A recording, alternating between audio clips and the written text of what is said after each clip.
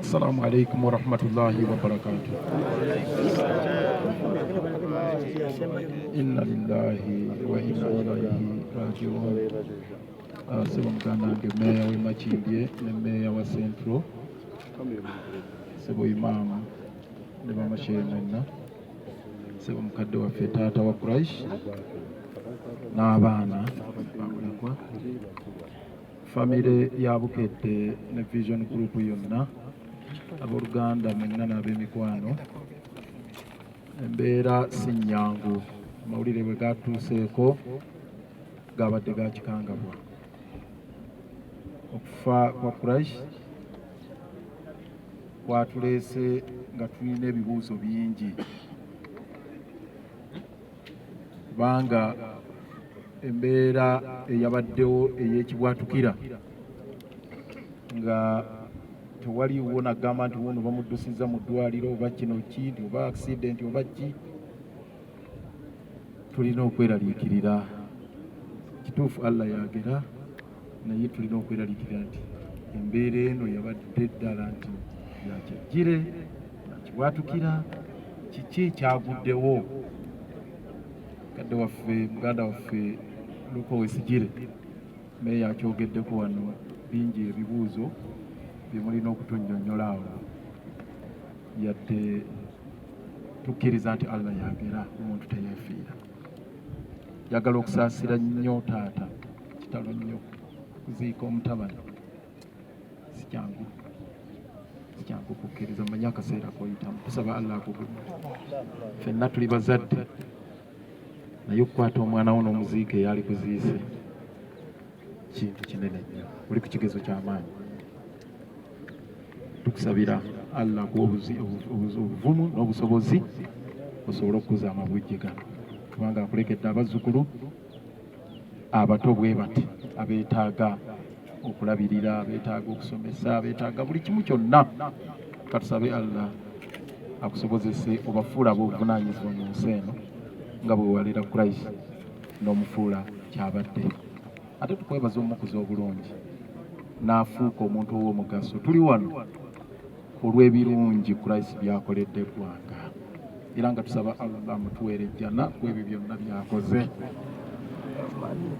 Njagala okubategeeza kino, ebiti bibiri nze byentunuuliramu obuweereza bwe mubadde, babagambye abadde muyimbi, naye abali mu kisaawe ky'abayimbi mumanyi Quraish kikyabadde gye muli. Ayambye abantu abalina ebitone bingi okuba promotinga mu busobozi bwe obutono bw'abadde nabwo, era ekyo kikulaga nti omuntu yenna asobola okukola obuweereza mu mbeera yonna gy'aba alina. Quraish tabadde mugagga, Quraish tabadde n'amaanyi mangi, naye mu busobozi bwe Allah bwe yamuwa ayambye abayimbi bangi. Ekyokubiri, nze ndi puliida ate ndi muntu alwanirira eddembe ly'obuntu.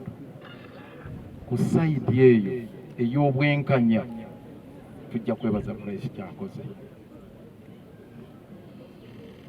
Njagala okubategeeza, tumanyi amaanyi ga media mu justice, mu bwenkanya. Atakimanyi ojja ofuna obuzibu, babeeko kye bakola, oba bakubbyeko bintu byo, oba bakutulugunyizza, oba muganda oba mubuzizzaawo, onoonye ensi bwetegeera ebizibu by'olimu ng'ensi tetegeera. Naye Quraish kyabadde akola nti ensonga zonna ezikwatagana n'eddembe ly'obuntu abadde ayimirirawo.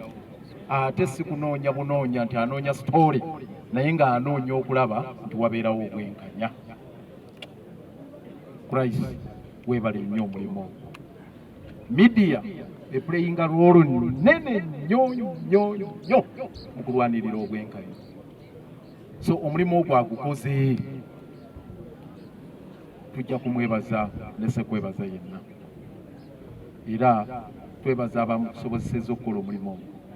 Tujja kusaasira famire ya Bukedde TV ne Vision Group yonna olw'okuviibwako empagiruwaga eno mu famire yammwe ne mu buweereza bwe. Eddibu lyaleseewo ddene kubanga mwenna ababadde abalaba agataliiko nfuufu kizibu okusoma amawulire ne bagamalako nga temuliimu mpulire lya Quraish Nsamba. Naye ekizibu kye mutukola ennyo Bukedde kitali kirungi kino kankibagambe. Abantu abakuŋŋaanya amawulire oluusi temutuleetera kifaananyi kyabwe, temutuleetera na maloboozi gaabwe ddala ekifaananyi nga TV ezimu endala bwe zikola. N'ayimirira wali eggulire erino lisakiddwa Quraish Nsamba, muvoyisinga buvoyisinzi Quraish Nsamba, Quraish Nsamba. Mutuyambe abantu bano mubabeerere nga benkanya, balipoota abakola omulimu omulungi ne batuleetera amawulire amalungi agatuyamba okulaba nga obulamu bwaffe butambula, nabo mubaleetenga butereevu. Ekyo kikulu kubanga olwaleero bangi abamanyi erinnya Quraish Nsamba naye mugataliiko nfuufu bamanyi bagasoma Terakaya, Mweruka ne baani. Ekigambo ekyo ndowooza Bukedde n'ekitwala nga kikulu. Njagala kunzika ebigambo byange nga nziramu okwebaza nzeeyi olw'okutuleerera bulungi omwana Nsamba ono n'emirimu gy'asobodde okukola, nga nzigumiza ensonga y'obwenkanya nti abantu bangi ababbiddwako ettaka, abaana abatulugunyiziddwa, families ez'enjawulo, bino bikolobero ebikoleddwa nti wano babaddewo bubbi, bada, biki naki, stories nnyingi zajjeeyo, era abamu ne basobola okufuna obwenkanya olwa stories ezo eziba zivuddeyo.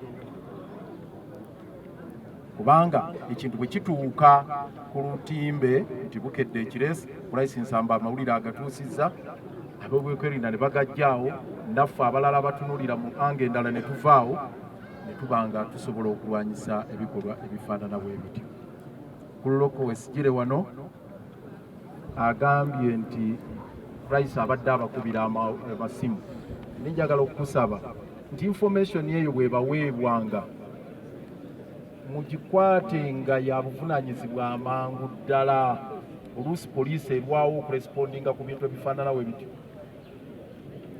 Mirundi mingi Quraish mugambye ye bwe mutuuka mirundi mingi ate oluusi ababawo information nga oluusi bemukwata. So tusaba nti